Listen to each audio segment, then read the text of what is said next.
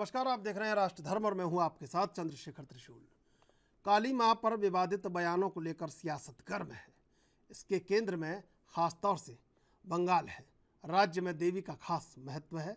सत्तारूढ़ तृणमूल कांग्रेस की सांसद महुआ मोइत्रा ने हाल में देवी को लेकर विवादित बयान दिया था। उन्होंने मां काली को मांसाहारी और शराब पीने वाली देवी बताया था। इसके बाद बंगाल सहित पूरे देश में एक सुर में उनका विरोध हुआ। पहली बार टीएमसी भी बैकफुट पर दिखी। उसने मोइत्रा के बयान से किनारा कर दिया। इस विवाद के बीच अब प्रधानमंत्री नरेंद्र मोदी ने मां काली का जिक्र किया है। उन्होंने कहा है कि भारत पर मां काली का आशीर्वाद है। ऐसे मौके पर पीएम मोदी का मां काली का जिक्र लाना बंगाल की सियासत से सीधे जोड़कर देखा जा रहा है। बंगाल में बीजेपी लगातार अपनी पैठ बढ़ाने की कोशिश में जुटी है। वो राज्य में ममता बनर्जी के नेतृत्व वाली टीएमसी सरकार को उखाड़ फेंकने का इरादा रखती है। मां काली पर जारी विवाद के बीच पीएम का रविवार को बड़ा बयान आया। उन्होंने कहा कि बंगाल की काली पूजा में मां की चेतना दिखती है। यही चेतना बंगाल पर भी दिखती है। स्वामी रामकृष्ण परमहंस का जिक्र करते हुए पीएम बोले, वह एक ऐसे संत थे जिन्होंने मां काली का स्पष्ट साक्षात्कार किया था। उन्होंने मां काली के चरणों में अपना सर्वस्व समर्पित कर दिया था। वह कहते थे, वह यह संपूर्ण जगत, यह चराचर सब कुछ मां की चेतना में व्याप्त है। यही चेतना बंगाल की काली पूजा में दिखती है। यही चेतना पूरे भारत में दिखती है।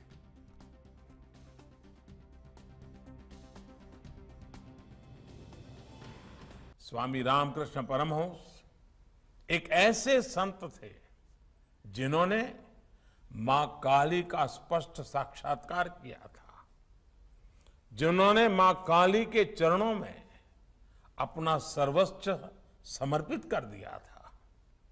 वो कहते थे, ये संपूर्ण जगत, ये चराचर सब कुछ मां की चेतना से व्याप्त है। यही चेतना बंगाल की काली पूजा में दिखती है। यही चेतना बंगाल और पूरे भारत की आस्था में दिखती है। इसी चेतना और शक्ति के एक पुंज को स्वामी विवेकानंद जैसे युग पुरुषों के रूप में स्वामी रामकृष्ण परमहंस ने प्रदीप्त किया था।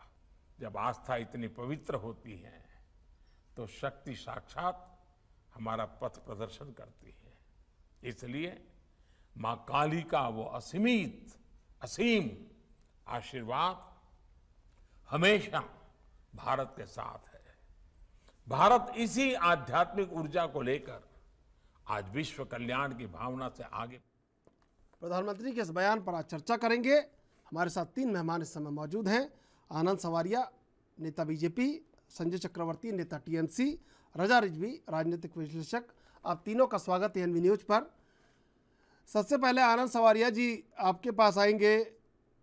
आज जब प्रधानमंत्री नरेंद्र मोदी ने जिक्र कर दिया है मां काली के वर्चस्व का, उनके महत्व का और उनके सर्वस्व होने का, कैसे देखें इस बयान को? क्योंकि महुआ मोइत्रा ने बयान दिया, टीएमसी ने किनारा कर लिया, पश्चिम बंगाल में आप कहीं ना कहीं और पूरे भारतवर्ष में, हालांकि निश्चित रूप से ये बड़ा बयान है, इसके बहुत सारे बहुरंगी दृष्टिकोण हैं, लेकिन आपसे जानना चाहेंगे क्या दृष्टिकोण है जिसे आप लोगों को बताना चाहते हैं? चंद्रशेखर जी, देखिए, भारत में जो सनातन धर्म है वो शाश्वत है। जो धर्म शाश्वत है और करीबन 5 ज्यादा टाइम से ये शाश्वत धर्म चालू है भारतवर्ष के लिए। और माँ काली के बारे में तो वो तो एक प्रेरणा खास करके बंगाल में तो ये कहते हैं जय काली कत्ते वाली। लेकिन जिस तरह की हालात बंगाल में वो मेंबर पार्लियामेंट टीएमसी ने जो बात कही है, वो मैं ये कहना चाह रहा हूं कि कोई नई नहीं है। ये तो एक जाना बूझा एक कॉन्स्पिरेसी चल रही है सारे वर्ल्ड में कि ये किसी भी तरह से ये हिंदुत्व जो हमारा सनातन धर्म है इसको ग्रेड किया जाए और हमारी जो संस्कृति है, हमारी जो वर्ल्ड की फेमस संस्कृति है उसको नीचे ले आकर के इस संस्कृति को डाउनग्रेड या नास्ते नाबूद कर दिया जाए। ये जो बयान आता है टीएमसी के एमपी का या इससे पहले भी हुसैन एक चित्रकार थे हुसैन, वो नंगी तस्वीरें हमारे देवताओं की बनाते थे। मैं ये कहना चाह रहा हूँ कि सनातन धर्म इतना ही भूषण है, कहने की ताकत रखता है कि इसको ये चीजें जो है सोची समझी साजिश के बीच में करके कोशिश कर रहे हैं वर्ड। देखिए ये बयान भगवान माता काली के बारे में बात करके, भगवान शिव के बारे में, भगवान राम के बारे में, ये वही लोग करते हैं जिनको हिंदू और हिंदुत्व में फर्क नहीं पड़ पाता, और ये वही लोग करते हैं। खास करके कलकत्ता में जो बात हुई है, देखिए कलकत्ता में ममता बनर्जी मुख्यमंत्री हैं, और जब नुपुर शर्मा का केस हुआ था सबसे पहले नुपुर शर्मा ने कुछ कहा था तो सबसे पहले वो आई थी और उन्होंने उसके ऊपर एफआईआर करके दिल्ली उसको अरेस्ट करने के लिए भेजा। लेकिन अब बंगाल की जो अधिष्ठी देवी है, काली माँ है, उसकी इतनी बहुत बुरी तरह से बेइज्जती उनकी जो एमपी ने किया है, तो वो चुपचाप बैठी हुई हैं, क्योंकि ये जो तुष्टीकरण की नीति है, वो तुष्टीकरण की नीति ही ये सारा माहौल जो आज कंट्री में हो रहा है, कहीं गला काट दिया जाता है, कहीं कुछ, ये चीजें जो हो रही है तुष्टीकरण की नीति है। और ये जो लोग लगे हुए हैं भारतीय संस्कृति को नष्ट करने में, ये जिसने ये पिक्चर बनाई थी, जिसने कि माँ काली देवी के बारे में ये बातें डिपिक्ट की थी कनाडा में, और उसने तो देखिए वो शुरू दिन से ही 2013 में उसके बयान देखिए कि मैं सरेंडर कर दूंगी पासपोर्ट, मैं सरेंडर कर दूंगी अपना राशन कार्ड अगर नरेंद्र मोदी भारतवर्ष का प्रधानमंत्री बन जाते हैं। तो ये जो देवी देवताओं को ये टारगेट कर रहे हैं, ये जो सो कॉल्ड सूडो सेकुलरिज्म और इनका जो दोगला तरीका है कि एक माँ हमारे लिए एक देवी, हिंदुओं की देखिए बंगाल में ये वो स्टेट है, देखिए एक बार पहले आनंद जी पहले एक बार क्रम पूरा हो जाए फिर मैं आऊंगा आपके पास।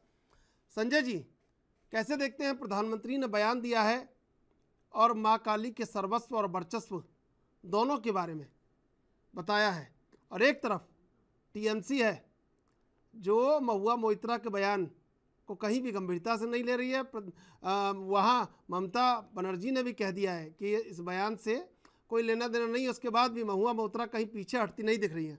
कैसे देखते हैं प्रधानमंत्री के बयान को आज? सबसे पहले मैं एक चीज पूछना ये चाहूंगा कि यहाँ पे इस देश पे सरकार विकास, बेरोजगारी दूर करना है, महंगाई के लिए आई है या धर्म की राजनीति करने आई है? पूछ किससे रहे हैं ये बता दीजिए। आनंद सवारिया जी से पूछ रहे हैं, मुझसे पूछ रहे हैं। मैं भाजपा के प्रवक्ता से पूछ रहा हूँ। हिंदुत्व क्या हिंदुत्व इतना कमजोर है जो हजारों साल से रहा है, अचानक 2014 के बाद से इतना कमजोर कैसे हो गया? किस तरीके से इन लोगों ने केवल धर्म के नाम पे बहुत सारी चीजों को जो है छुपाने की कोशिश की। इन्होंने कोई भी चीज होती है सामने धर्म को लाके देते हैं। इनका पूरा कैलेंडर बनता है हर साल। अब इन्होंने जनवरी में छापा हिजाब, फरवरी में कश्मीर फाइल, मार्च में इन्होंने लाउड स्पीकर, अप्रैल में ज्ञान वापी, मई में नुपुर शर्मा, जून में इन्होंने बुलडोजर और शुक्रवार, और अब की बार आ गया माँ काली। ये पूरा का पूरा कैलेंडर अगस्त में कुछ आएगा, देखिएगा। भाई उदयपुर का तो आपने भी जिक्र नहीं किया, आप क्यों नहीं कर रहे हैं जिक्र उदयपुर का? नहीं, इनके ही आदमी है। आपने क्यों नहीं किया जिक्र उदयपुर का? ये आप भी तो पक्षपात कर रहे हैं। संजय जी आपने जिक्र क्यों नहीं किया? नहीं, आपको ये जिक्र करना चाहिए था, नहीं करना चाहिए? बताइए आपने इतना बड़ा कैलेंडर बता दिया, भाई उदयपुर का जिक्र नहीं किया। ये बीजेपी के ही आदमी है, ये नुपुर शर्मा की देन है, ये नुपुर शर्मा की देन है। नुपुर शर्मा को सुप्रीम कोर्ट ने बाकायदा सुप्रीम कोर्ट ने बाकायदा इस बात को कहा कि जो देश में जो है इस समय अशांति फैली हुई है, तो आप टीवी पे आके माफी मांगे। आज से नुपुर शर्मा टीवी में आके माफी नहीं मांग रही है। तो ये सारी चीजें जो है ये धर्म के नाम पे राजनीति करने आए हैं, और ये गुजरात चुनाव के बेस पे है। ये गुजरात चुनाव सामने है और इसीलिए ये किसी ना किसी तरह पोलराइज करने की कोशिश है। आज प्रधानमंत्री को काली जी के बारे में बताने की जरूरत क्या थी? बेरोजगारी के बारे में बताना नहीं है। बीजेपी का एजेंडा है, बीजेपी का एजेंडा है हिंदुत्व। ये क्यों पोलराइजेशन करेंगे? इनको तो ये तो क्लियर खुले में कह रहे हैं भाई, ये तो 900 मस्जिदों की लिस्ट लेके घूम रहे हैं। आप कह रहे हो, कांग्रेस कह रही है। रामकृष्ण परमहंस के बारे में कौन नहीं जानता, विवेकानंद के बारे में कौन नहीं जानता, माँ काली के बारे में कौन नहीं जानता। प्रधानमंत्री जी को आज आने की जरूरत क्या थी? बुरा लगा ना आपको? योजना बनाई उसमें हजारों करोड़ का नुकसान हो गया। प्रधानमंत्री नरेंद्र मोदी ने जो कहा बुरा लगा आपको? बुरा लगा? अरे भाई कह रहे ना, खुल के यही तो कह रहे हैं। क्या कह रहे हैं आप बताइए संजय जी, क्या कह रहे हैं आप? क्या कह रहे हैं आप? यही तो कह रहे हैं कि आज क्या जरूरत थी कहने की? देश की बेरोजगारी में आप क्यों नहीं बोलते आकर के? देश की महंगाई के बारे में क्यों नहीं बोलते? क्या कह रहे हैं? 8 साल हो गए, आज तक आपने एक भी प्रेस कॉन्फ्रेंस क्यों नहीं की? आप सबको मन की बात क्यों सुनाते हैं? आप अभी क्या कह रहे थे? आपने सुना? आप कह रहे थे आज क्या जरूरत थी माँ काली के बारे में कहने की? क्यों? क्या जरूरत थी? ये तो पूछ रहा हूँ, किस लिए आए वो? क्यों? आप प्रेस कॉन्फ्रेंस करिए, प्रेस कॉन्फ्रेंस करके। बुरा इसलिए लग रहा है क्योंकि आपका सांसद तो इतनी बुरी बात कह रहा है, वो आपको बुरा नहीं लग रहा है, लेकिन प्रधानमंत्री नरेंद्र मोदी उनके वर्चस्व और सर्वस्व की बात कर रहे हैं तो आपको बुरा लग रहा है। मैं महुआ मोहित्रा से इत्तेफाक नहीं रखता। मैं महुआ मोहित्रा से इत्तेफाक ना, हमारी पार्टी इत्तेफाक रखती है। हम कह रहे हैं अगर बीजेपी को कोई कार्रवाई करनी है, सुनिए संजय जी, सुनिए आप भाई सुनिए, मुझे 30 सेकंड का समय दीजिए। 30 सेकंड का समय दीजिए, उसके बाद आप क्वेश्चन पूछिएगा।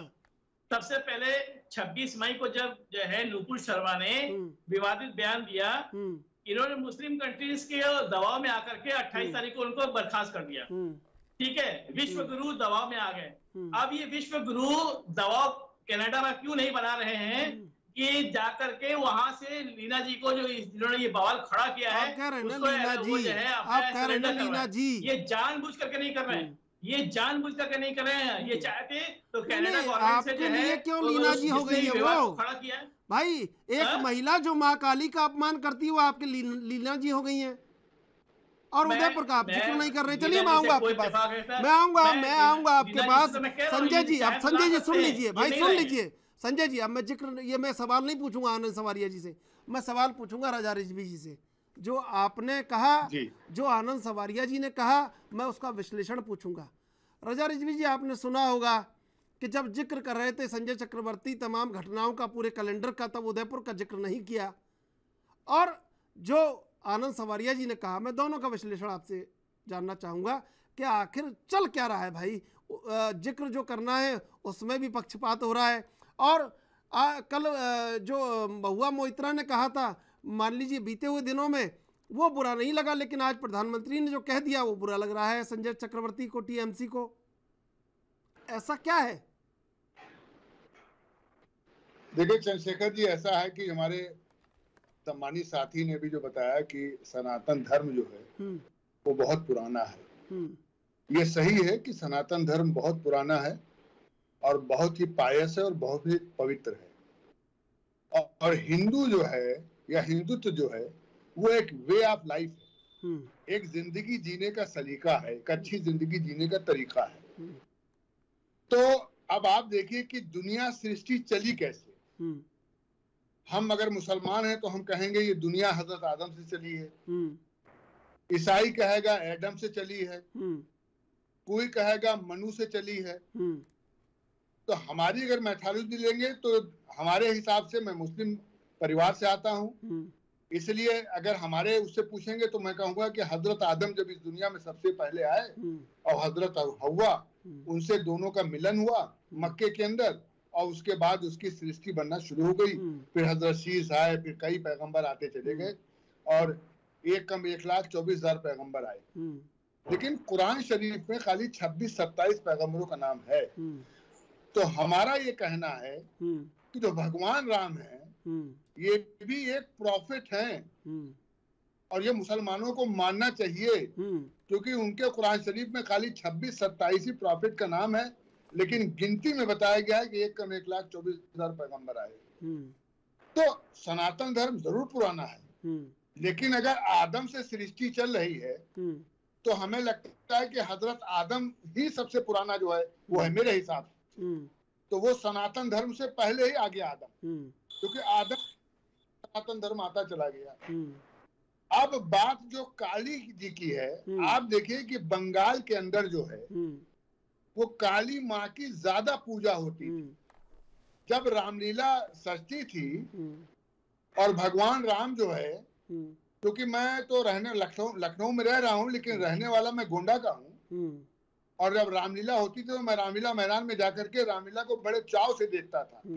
और दशहरे के दिन तो मैं शाम के जो है 4 बजे जाके जगह छिका लेता था कि हो सकता है उस भीड़ में हमें जगह न मिले। तो आपको बताऊं, जब भगवान राम का रथ और लक्ष्मण जी का रथ, क्योंकि सीता जी तो हर ली गई थी, तो जब उन दोनों का रथ आता था तो रथ आ करके चुंगी गोदाम में वहां जो है वो काली जी की मूर्ति थी, और काली जी की मूर्ति के पास आकर के भगवान राम और लक्ष्मण जी आरती करते थे, और आरती करके जाते थे वहां श्रीलंका पर विजय प्राप्त करने के लिए। तो ये जो माँ काली हैं, ये बंगाल में ही ज्यादा पूजी जाती थी, पूरे देश में नहीं होता था।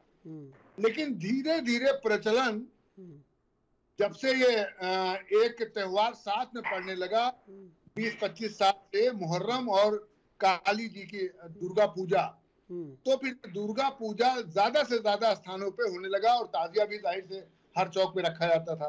तो ये अच्छी बात है, होना चाहिए।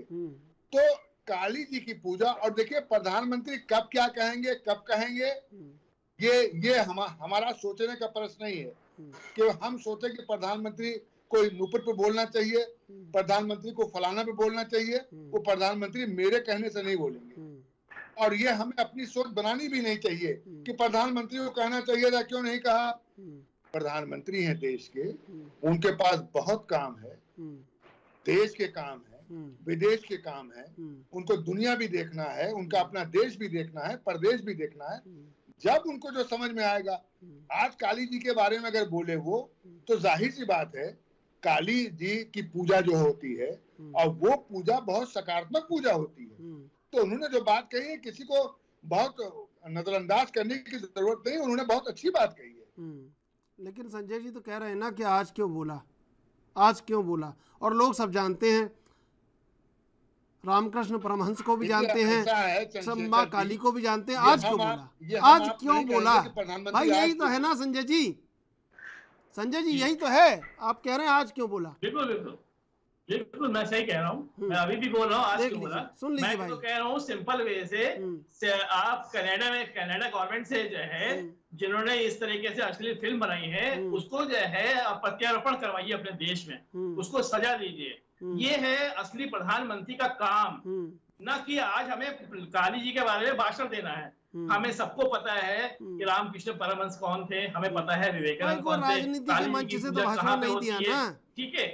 ये राजनीति के मंच से तो नहीं कहा, मंदिर में गए तो कह दिया। नहीं, भाषण राजनीति, ये राजनीति की भाषण है, ये भाषण राजनीति के।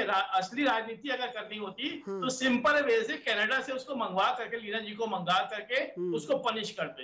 ये होता एक प्रधानमंत्री का काम। हम कहते हैं हाँ विश्व गुरु ने कुछ बड़ा काम किया है, लेकिन विश्व गुरु वाला कोई काम नहीं किया। आप जब नुपुर शर्मा की बात आई तो आप दब गए, आज आप अपना एक्शन नहीं ले रहे हैं, तो ये एक्शन लेना चाहिए। आप तो दब गए, आपने कहाँ एक्शन लिया, आपने महुआ मोइत्रा को बाहर निकाल दिया क्या?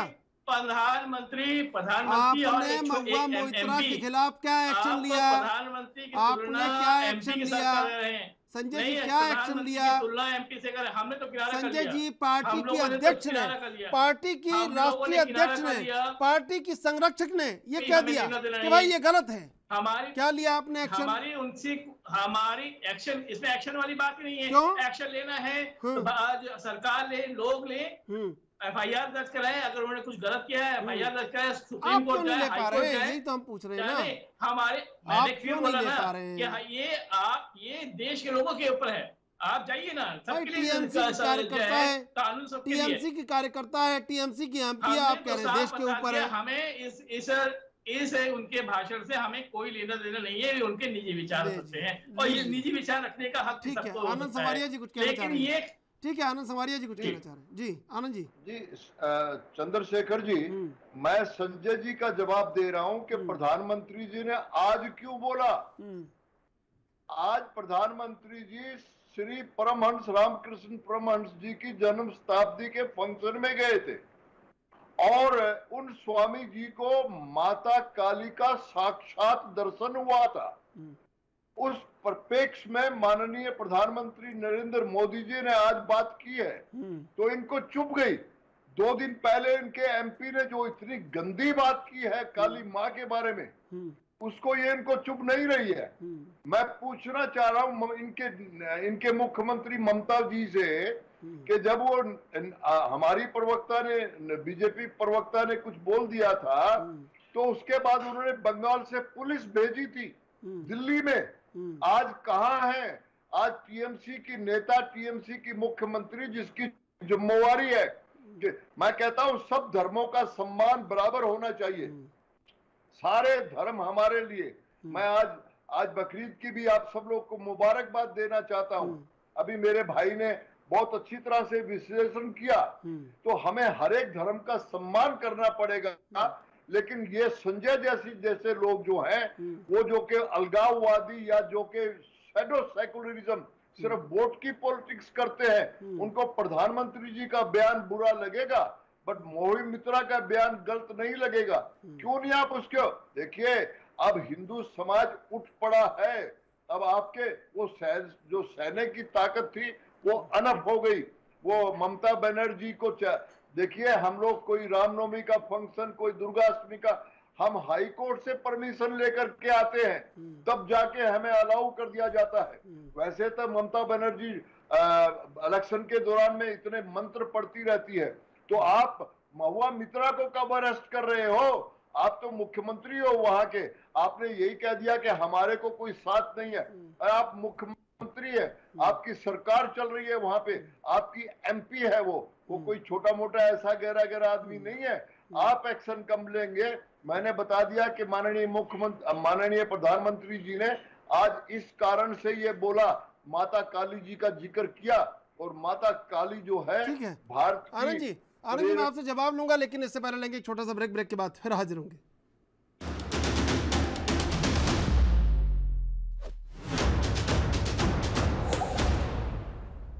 सीधे चलेंगे मेहमानों के पास। आनंद सवारिया जी, देखिए यहीं पे संजय जी आप बिल्कुल, मैं हर एक सवाल को पूछूंगा हर एक से जो कहीं भी पक्षपात होगा।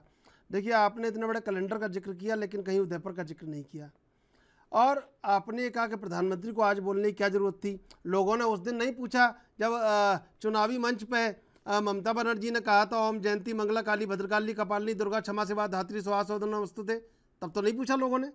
क्यों नहीं पूछा? लोग नहीं जानते दुर्गा सप्तशती के मंत्र को, लोग नहीं जानते। दुर्गा सप्तशती सबको याद है, तो तब तो नहीं बात हुई।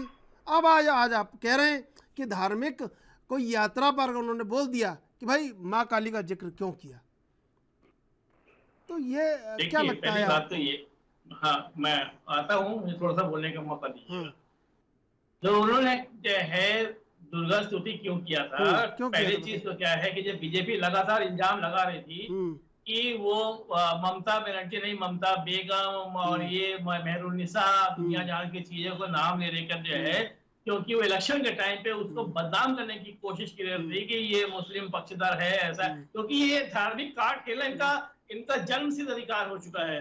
जब आप देख रहे हो 2014 के बाद से ये धर्म को लेकर के इतना, और खासकर 2019 के बाद ने तो एकदम अति कर रखा है धर्म को लेकर के। तो ये जो ये विकास के नाम पे आए थे, सबका साथ सबका विकास सबका विश्वास, लेकिन अब कहाँ गए ये 80-20 पे आ गए।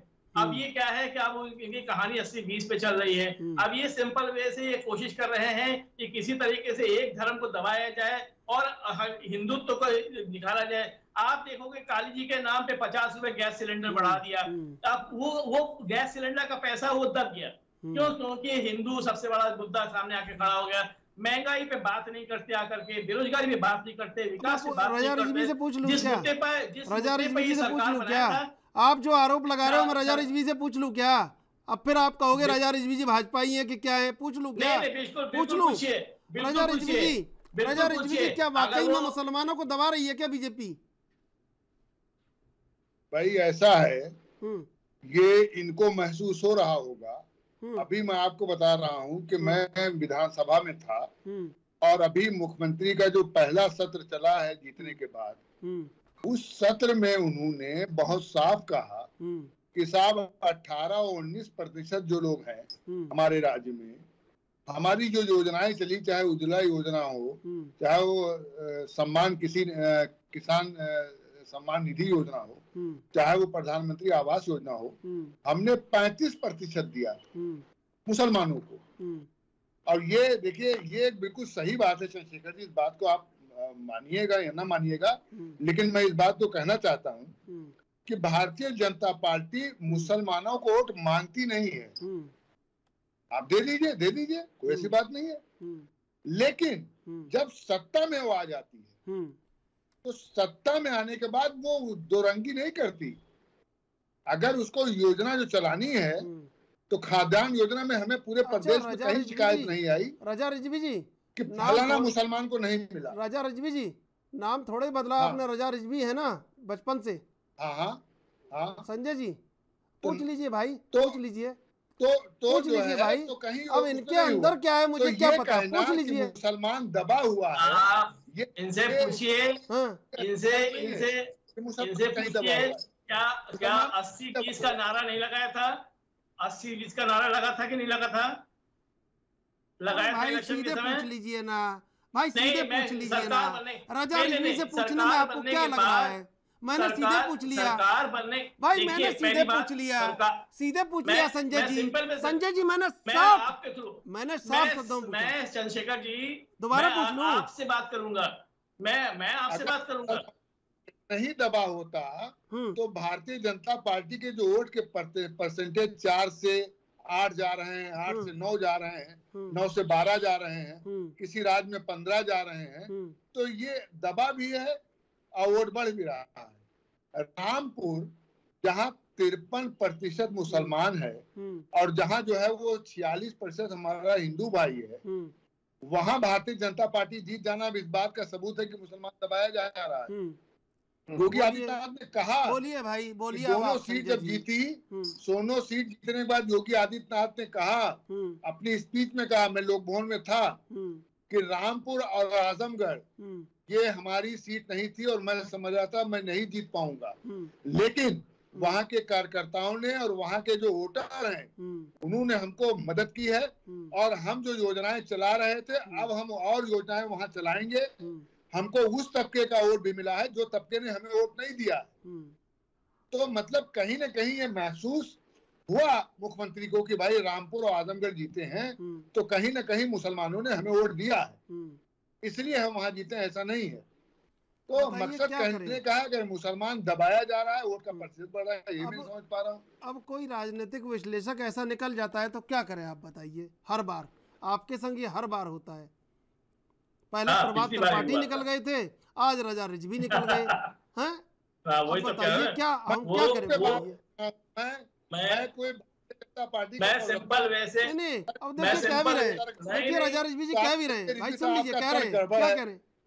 हाँ राजा रिजवी जी क्या कह रहे हैं, बता दीजिए एक बार जरा भारतीय जनता पार्टी के बारे में। मैं ये कह रहा हूँ कि जो मैंने तर्क दिया है, अगर वो तर्क गलत हो तो आप बताइए कि ये तर्क गलत है। खाद्यान्न योजना में मुसलमान को नहीं मिला, उज्ज्वला योजना में फलाना गांव के अंदर उस मुसलमान का नाम था, काट के फलाना कर दिया। तो अगर ये 2-4-10 आप इंगित कीजिए तो हम भी ये समझें कि हाँ भाई सही है, भारतीय जनता पार्टी जो है वो दो रंगी कर रही है, दो आंख से कर रही है।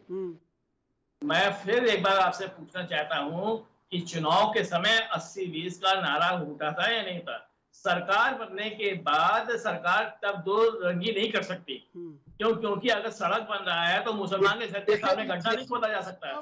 राशन की दुकान अगर खुली है तो राशन की दुकान सबको मिलता है, तो वो नहीं हो सकता। लेकिन हम आपसे एक क्वेश्चन पूछना चाहते हैं, क्या 80-20 की नारा उठा था या नहीं उठा था? ये आप जरूर बताइएगा। बता दीजिए राजा। अगर आप आनंद जी मैं आ रहा हूँ, आनंद जी मैं आपके पास आ रहा हूँ, आप मैं थोड़ा सा आपको 80-20 से बता रहा हूँ। आनंद जी मैं आ रहा हूँ देखिए, आपके पास। जैसा आदमी सोचता है वैसा आदमी जो दूसरा आदमी बात करता है वो समझता है कि जो कह रहा है अपने हिसाब से सोचता है। आप समझिए कि मेरी बेटी है, मेरी बेटी जवान है, बैंक में मैनेजर है, उसको अगर मैं प्यार कर रहा हूँ तो बाहर जाने वाला सड़क पे हम ड्राइवर सामने खड़े हैं, बेटी आएगा, मैंने बेटी के गाल पे प्यार कर लिया, लेकिन देखने वाला क्या समझ रहा है, अरे बूढ़ा आदमी लड़की को प्यार कर रहा है, लेकिन हमने अपनी बेटी को प्यार किया है। तो कहां पे चले जा रहे हैं भाई? लीजिए आप, या तो आप ही बोल लीजिए फिर सुन लीजिए, उसका जवाब भी लीजिए। तो अगर आप सोचेंगे कि अरे तो बूढ़ा आदमी है, तो जवान लड़की को जो है किस कर रहा है, हमने अपनी बेटी को किस किया है, तो आप जैसा सोचेंगे वैसा आपको दिखाई देगा। 80-20 कहा उन्होंने मुख्यमंत्री ने, लेकिन 80-20 मुसलमान और हिंदू में नहीं कहा। उन्होंने साफ कहा कि 80-20 का मतलब ये है कि जो हमारी योजनाओं को मानते हैं, जो हमारी योजनाएं चल रही है उससे जो खुश हैं वो 80% लोग खुश हैं, 20% लोग नहीं खुश हैं। तो इसमें कहीं मुसलमान का नाम नहीं है। आपने मुसलमान उसको सोच लिया कि मुसलमानों के लिए इंगित किया है, और यही हमारी बिरादरी के लिए की दिक्कत है कि आप क्यों सोच के बताते हैं कि 20 जो है मुसलमान है और 80 हिंदू है। अब बताइए, हम तो कुछ नहीं कर रहे ना, बोलने का मौका दे रहे हैं सबको, अब वहां से कोई बात निकल के। आनंद संवारिया जी।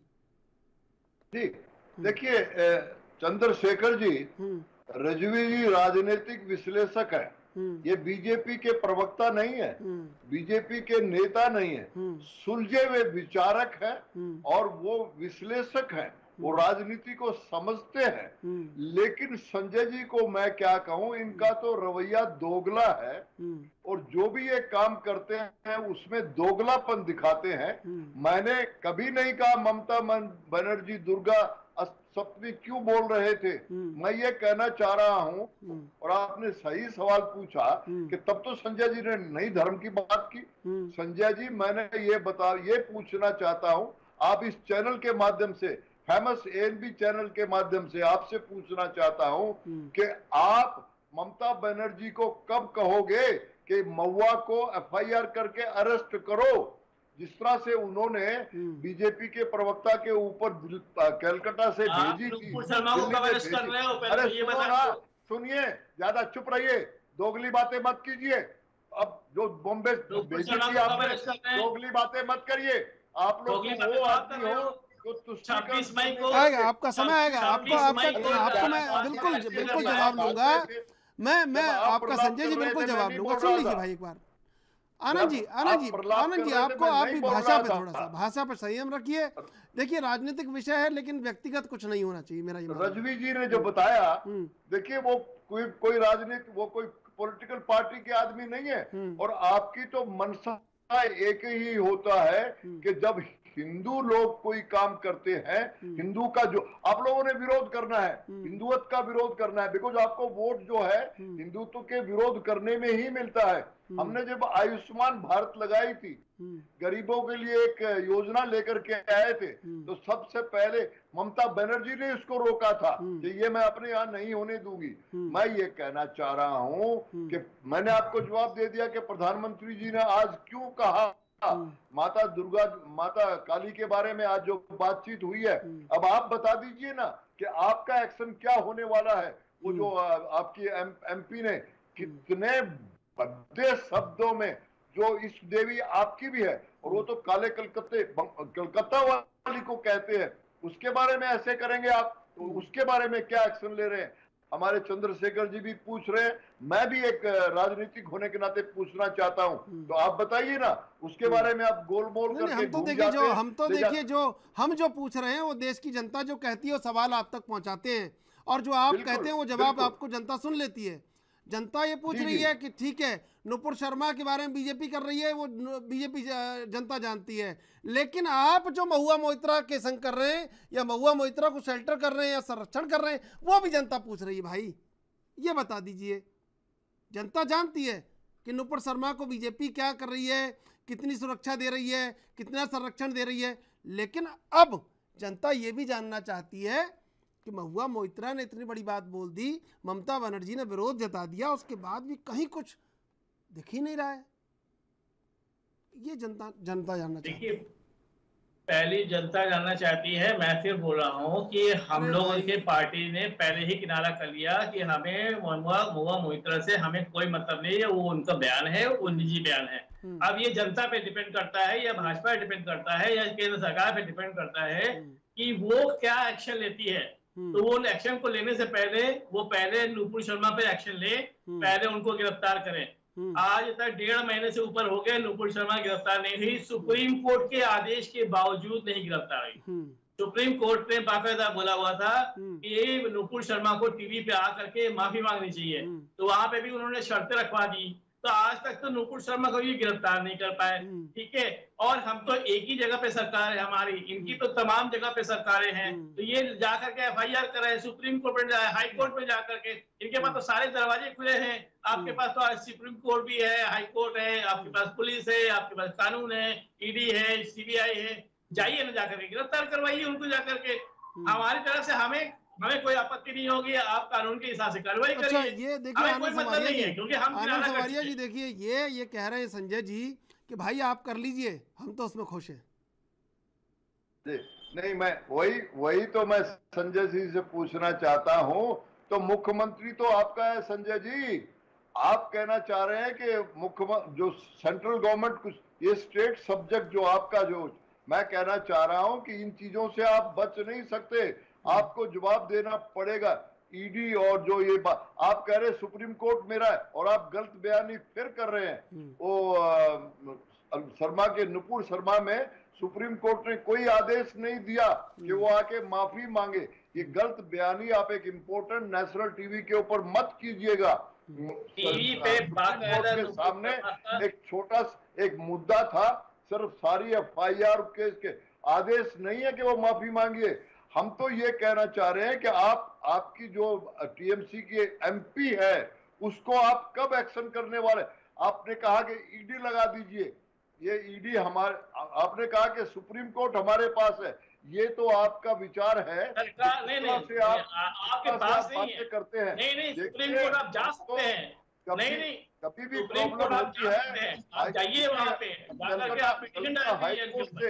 कलकत्ता हाईकोर्ट से परमिशन लेके हम अपना दुर्गाष्टमी मनाते हैं, रामनवमी मनाते हैं। आप लोग मुझे एक बात को पकड़ के रखिएगा, आप केवल एक बात को पकड़ के रखिएगा, आप उसका इतिहास नहीं बताते कभी, आप कभी भी उसका इतिहास नहीं बताते कि आखिर वो हाई कोर्ट से जाकर के ये सब क्यों किया गया था। क्योंकि आपके पास एक नरम चारा है और उस नरम चारे का बड़ा फायदा उठाना चाहता है। हाई कोर्ट से क्यों आदेश हुआ था, इसलिए आदेश हुआ था, उस समय आपको अच्छी तरह से पता था कि सेम डे जिस दिन दशहरा था उस दिन रामनवमी थी, उस दिन जो है मुहर्रम भी था। आपको अच्छी तरीके से पता होगा जिस दिन दशहरा था उस दिन मुहर्रम भी था।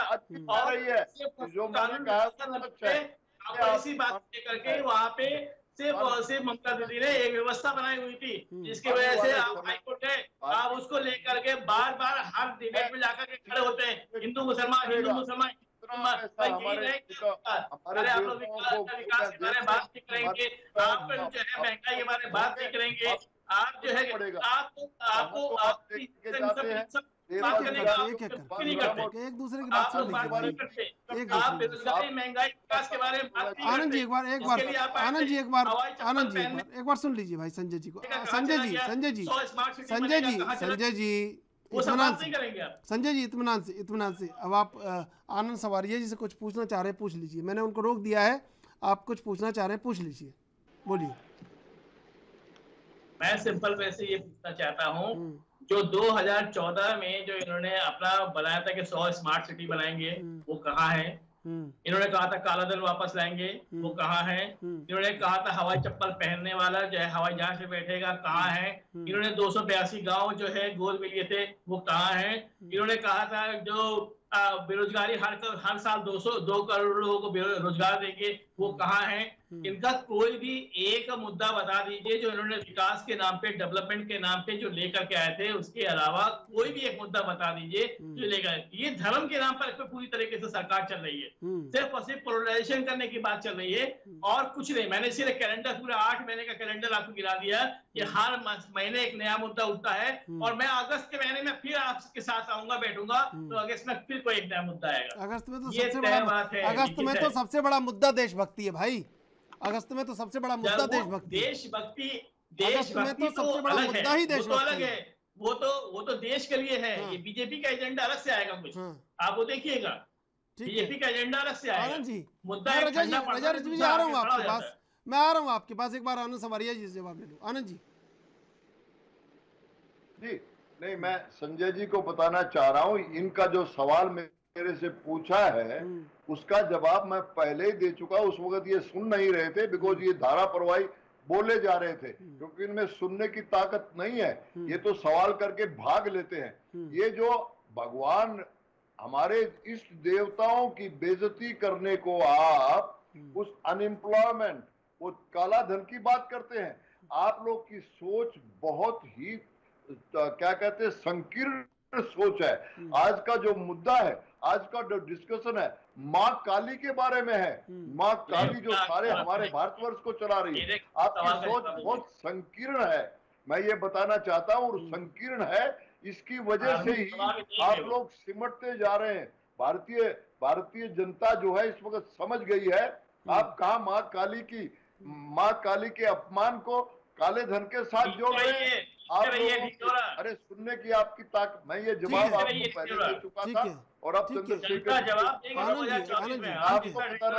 आनंद जी जवाब मिल गया है। रजा रिजवी जी, देखिए कई बार जनता सब जानती है, कई बार बयानों को एक पक्ष में कर दिया जाता है, कभी जो बोलना होता है उसको साफ गोई से नहीं बोला जाता, क्योंकि सबके अपने अपने राजनीतिक हित हैं। आज माँ काली पर बयान आया, कल आरएसएस ने ये कहा कि मुस्लिमों को भी भर्त्सना करनी चाहिए, उदयपुर में जो हुआ, ये तमाम चीज़ें हैं। क्या इनको वाकई में एक अलग हटके कुछ ऐसा जोड़ के देखा जाना चाहिए कि कहीं ना कहीं बहुत ज़्यादा ये कहीं राजनीतिक फायदे के सवाल हैं? देखिए, ऐसा मुसलमानों की भर्त्सना की बात है, मुसलमानों ने भर्त्सना की है, और जो जितने जागरूक मुसलमान हैं और जिनकी वॉइस है, उन्होंने कहा भी है कि साहब ये गलत है, और ये कहीं इस्लाम इसको जायज नहीं मानता है कि आप किसी इंसान को अगर कत्ल करते हैं तो पूरी इंसानियत को आप कत्ल कर रहे हैं। यह है कुरान शरीफ में कि पूरी इंसानियत कत्ल करते हैं। कुरान शरीफ में कहीं नहीं लिखा है किसी बेगुनाह इंसान का आप कत्ल करेंगे, आप सीधे सीधे जो है जहन्नुम में जाएंगे। किसी बेगुनाह आदमी का कत्ल कर दिया, सीधे सीधे जहन्नुम में जाएंगे। मैं कहता हूँ नुपुर शर्मा ने कुछ भी कहा, लेकिन आप नमाज पढ़ने के बाद ईटा चलाएंगे, ये आपका इस्लाम कहता है? नुपुर शर्मा ने कहा उसके लिए अदालत है, उसके लिए कोर्ट है, lower court, session court, high court, supreme court है। आप जाइए, प्रॉपर चैनल है, प्रॉपर फोरम है। ये प्रॉपर फोरम है कि आप मस्जिद से निकल के ईटा चलाएंगे? ये आप क्या बताना चाहते हैं? आप ये भाई संजय जी देखिए, मैं कुछ नहीं कह रहा हूँ, आप राजनीतिक विश्लेषक, आप जब डिबेट में आते हैं तो ऐसा निकल जाए तो मुझे मेरा कोई दोष नहीं है इसमें। आप ये बताना चाहते हैं और आप इस्लाम की निंदा करना चाहते हैं। अगर सही इस्लाम आप देखेंगे, मोहम्मद साहब का जो इस्लाम है वही सही इस्लाम है। ये आखिरी प्रॉफिट हैं। उन्होंने अपनी पूरी जिंदगी में, मैं चैलेंज कर रहा हूं इस पर, और हमसे बाद में फोन पे नंबर ले लीजिएगा, पता कर लीजिएगा, चैलेंज कर रहा हूं, किसी भी जंग में मोहम्मद साहब तलवार लेकर के आगे नहीं आए। 40 साल तक अपना कैरेक्टर पेश किया उस जाहिलों के बीच में, बद्दुओं के बीच में, और अपना किरदार पेश करके उन्होंने बताया कि एक औरत कूड़ा फेंक रही है। आजकल का जमाना होता संजय भाई, और अगर हमारे मौलाना आगे जा रहे होते, उनके पीछे हम होते, तो हम पूरा ऐसे सर उठा कहते हैं बुढ़िया क्यों कूड़ा फेंक रही है, हमारे मौलाना जा रहे हैं। लेकिन नहीं, कितना बड़ा प्रॉफिट झाड़ा उसने, अब चल दिया। 7 दिन तक लगातार।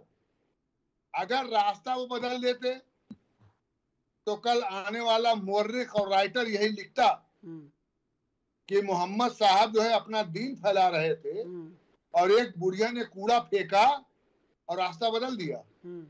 रास्ता नहीं बदला। जब कूड़ा नहीं आया तब उनके दिमाग में बात आई कि क्या बात है, आज कूड़ा क्यों नहीं आया। दरवाजा खटखटाया, बताया कि मैं मोहम्मद हूँ। बुढ़िया ने कहा अंदर आ जाओ। जब अंदर आए तो कहा मोहम्मद मैं बीमार हूँ, तुम मुझसे बदला लेने आए हो? कहा नहीं, मुझे पता चला मोहल्ले में कि तुम बीमार हो, मैं तुम्हारी अयादत के लिए आया हूँ, मैं तुम्हारी खैरियत के लिए आया हूँ। तो उसने कहा, यहूदी औरत थी, उसने कहा जो आपका धर्म है वो हम स्वीकार करते हैं। तो इस्लाम ऐसे फैला है, इस्लाम ये अद्धा चलाने से, गुम्मा चलाने से इस्लाम को बदनाम किया जा रहा है कि मुसलमान कहीं निकले अरे दंगाई जा रहा है, अरे आतंकवादी जा रहा है। दाढ़ी बढ़ गई, कहने अरे यार आतंकवादी जा रहा है। अरे मुसलमान का ऐसा सच्चा किरदार हो, मुसल्लम ईमान, कि जब बगल से गुजरे तो लोग कहें यार मुसलमान जा रहा है। लेकिन आज की तस्वीर क्या बन रही है मुसलमानों के एक्ट से कि पाकिस्तान में एक स्कूल में बच्चे हैं गिरा दिया। ये जिहाद नहीं है। जिहाद में किसी भागते को नहीं मारते, जिहाद में किसी बच्चे को नहीं मारते, जिहाद में आप अग्गी नहीं करेंगे।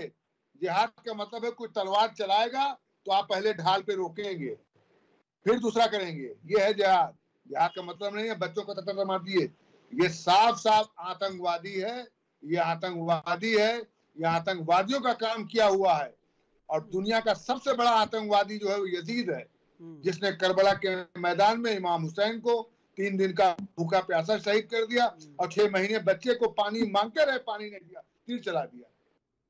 तो ये वो सोच के मुसलमान हैं, ये सच्चे मुसलमान नहीं है, इनको हम मुसलमान नहीं मानते।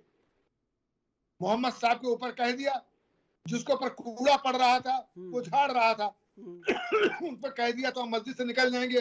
नमाज पढ़ने के बाद एक पवित्र काम कर रहे हैं आप, और वहां इकट्ठा होकर के अबीदा चलाएंगे। ये इस्लाम इसको जायज नहीं कहता, ये गलत है और इसकी निंदा होनी चाहिए। संजय जी समझ रहे हैं आप, इस राजनीति के अलावा ये राजनीति से पहले और बाद में एक मानवता है और जिसकी हर शख्स पैरवी करता है, हिंदुस्तान नहीं पूरी दुनिया में। और उन्हीं किसी शख्स में से रजा रिजवी होता है, उन्हीं किसी शख्स में संजय चक्रवर्ती होता है, उन्हीं किसी शख्स में आनंद सवारिया होते हैं। और ये आपको भी करना चाहिए भाई।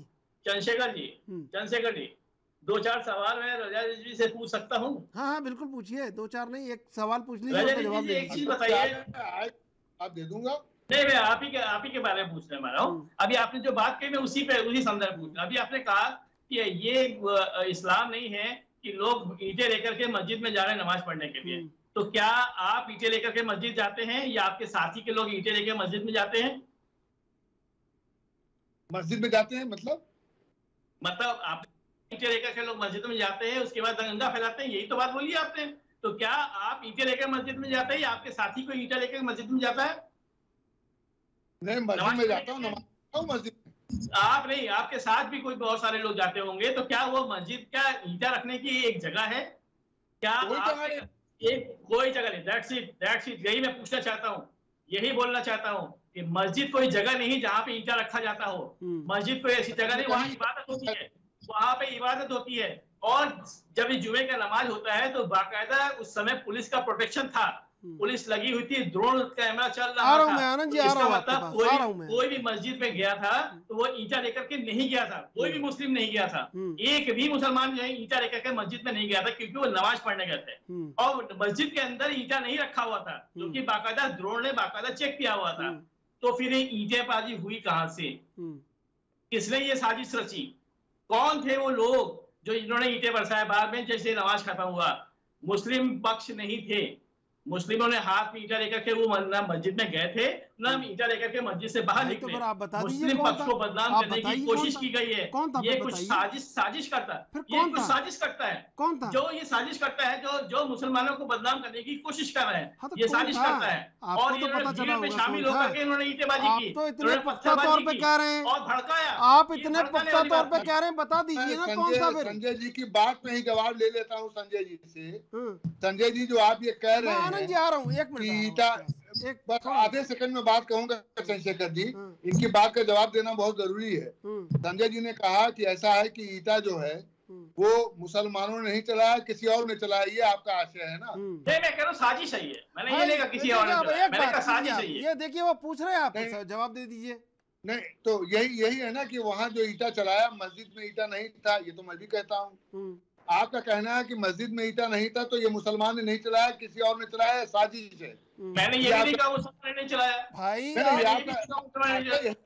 उलझाइए मत बात को, उलझाइए मत, साजिश है। हाँ, सुलझा दीजिए आप। यही आपका आशय है कि साजिश है। हाँ, तो ये बात मुसलमान क्यों नहीं कह रहा है?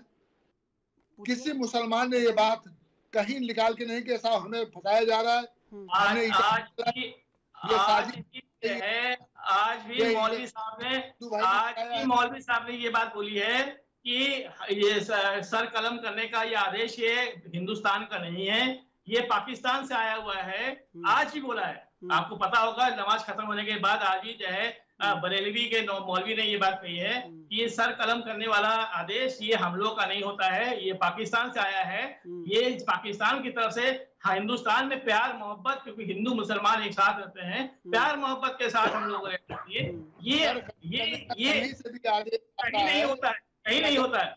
ये जो आदमी नाहक है, जो आदमी कोई गुनाह नहीं किए है, और ये अगर उसका पाकिस्तानी आदेश होता है, नहीं देती, चाहे इराक से आवे, चाहे सऊदी अरब से आवे, इस्लाम उसका। मेरा कुरान शरीफ 30 पारे का है, 114 सूरे हैं, 6666 आयत है, मेरे पास यहीं रखा हुआ है, हिंदी का कुरान शरीफ। मैं आपको दे दूंगा, उसको पढ़ लीजिए। कहीं नहीं लिखा है कि नाहक खून जो है किया जाए, किसी को बेगुनाह कत्ल किया जाए। आप कह रहे हैं कि पाकिस्तान से है नहीं। अगर कन्हैया का कत्ल हुआ है तो बेगुनाह कत्ल हुआ है, संजय जी, तो सीधे सीधे जहन्नम में जाएगा वो आदमी। मैं आ रहा हूँ रजा जी, सजा मिलनी चाहिए। अब देखिए संजय जी वो मना कर रहे हैं कि भाई कहीं नहीं लिखा हुआ है इंसानियत का खून करना, तो आप कह रहे पाकिस्तान से आया है। आनंद सवारिया जी। जी मैं चंद्रशेखर जी आ रहा हूँ संजय जी सुन लीजिए। संजय जी सुन लीजिए।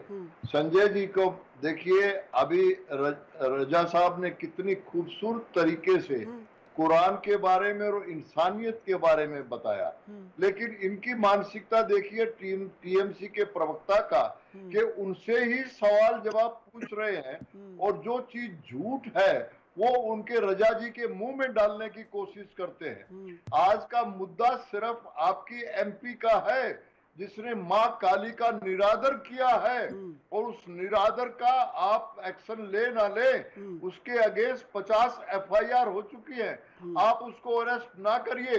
भारत का संविधान, भारत का कानून उसको छोड़ेगा नहीं।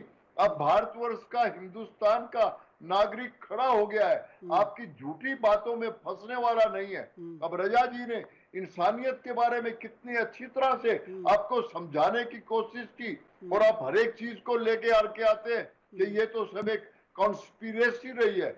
ये आपकी कॉन्स्पिरेसी है कि हमारे कल्चर को कैसे खत्म किया जाए, चाहे वो मोइन मित्रा हो, चाहे वो जिसने पिक्चर बनाई है वो हो, चाहे वो हुसैन जो पेंटिंग करते हैं, या गणेश जी की फोटो को बीड़ी में बांध करके।